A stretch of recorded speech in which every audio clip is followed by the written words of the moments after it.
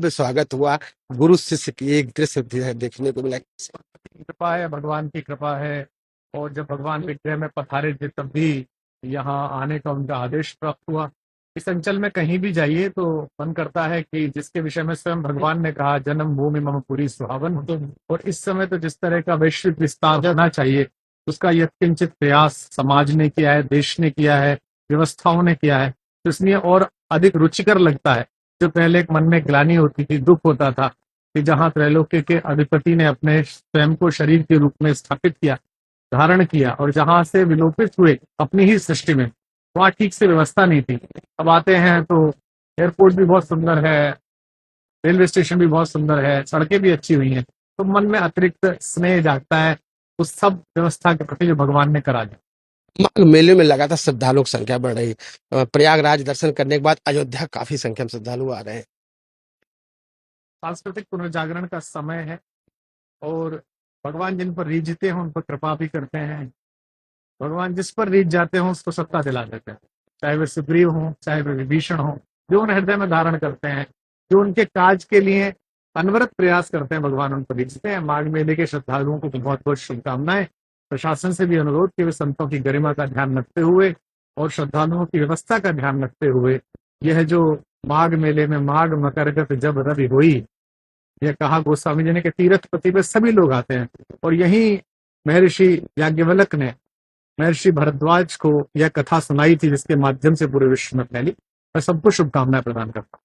जिसको प्राण प्रतिष्ठान में निमंत्रण मिला था उन्होंने ठुकरा दिया था, वो भी रामलाल दर्शन करने धीरे धीरे पहुंच रहे हैं। उसको लेकर 23 तारीख को बड़ा विपक्ष का नेता भी पहुंच रहा है। इसको लेकर कहा था कि आप दल से विरोध कीजिए, राम से विरोध मत करिए, क्योंकि राम से द्रोह करके, द्वेष करके संसार में किसी की सरी नहीं, कोई ठीक से रहा नहीं। मैं आशा करता हूँ कि भगवान सबको सद्बुद्धि देंगे और वे स्वयं ही तय करते हैं कि उनके द्वार तक कौन पहुंचे। वे ही तय करते हैं कि किसको आशीर्वाद देना। उनको शुभकामना। जो भगवान के चरणों में अब आ रहे हैं वो अब आए, बाद में आए, पहले आए, अंततः तो भगवान का अंश ही है, वही विलीन होना, वहीं से प्रकट हुए। मेरी पूरी शुभकामना विपक्ष के और पक्ष के उन सभी नेताओं को, सभी बंधुओं को जो भगवान के दर्शन के लिए आए। पहले की अपेक्षा आपकी अयोध्या में कितना अंतर देखते हैं, कितना जमीन आसमान का अंतर है? 55 वर्ष हो गई। इस वसंत पंचमी में 56 वर्ष पूर्ण करूंगा। मैंने 17-18 वर्ष की आयु में पहली बार दर्शन किए थे। तब से लेके आज तक एक पूरा कालखंड बीता है। हम लोग सौभाग्यशाली हैं कि जो लोगों ने 500-600 वर्षों में नहीं देखा वो हमने इस कालखंड में देखा।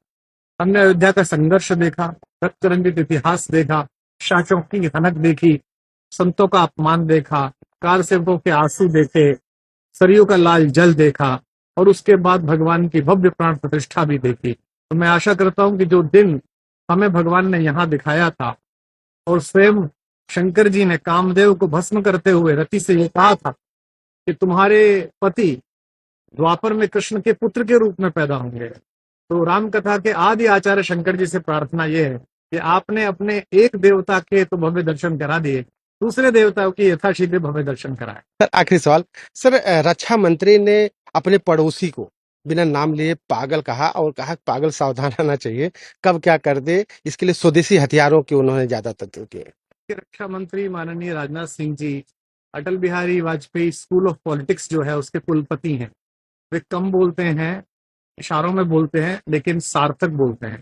यह जो लखनऊ से उन्हें प्रतिनिधित्व मिला है सांसद के रूप में, वो अटल जी की विरासत का प्रतिनिधित्व है। तो दुर्भाग्य से पड़ोस में एक हमारा ऐसा पुराना परिचित है जो हमारा ही भूमिखंड लेकर बैठा हुआ है, जिसके हाथ में कुछ ऐसी शक्ति लग गई है जिससे सभी दुखी हैं और चिंतित हैं।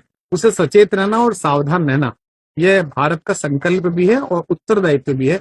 उसी के अनुकूल उन्होंने ये प्रश्न का उत्तर दिया है और भारत इस समय सक्षम है कि किसी भी मूर्ख की मूर्खता को समुचित रूप से दंडित कर सके। जय हिंद।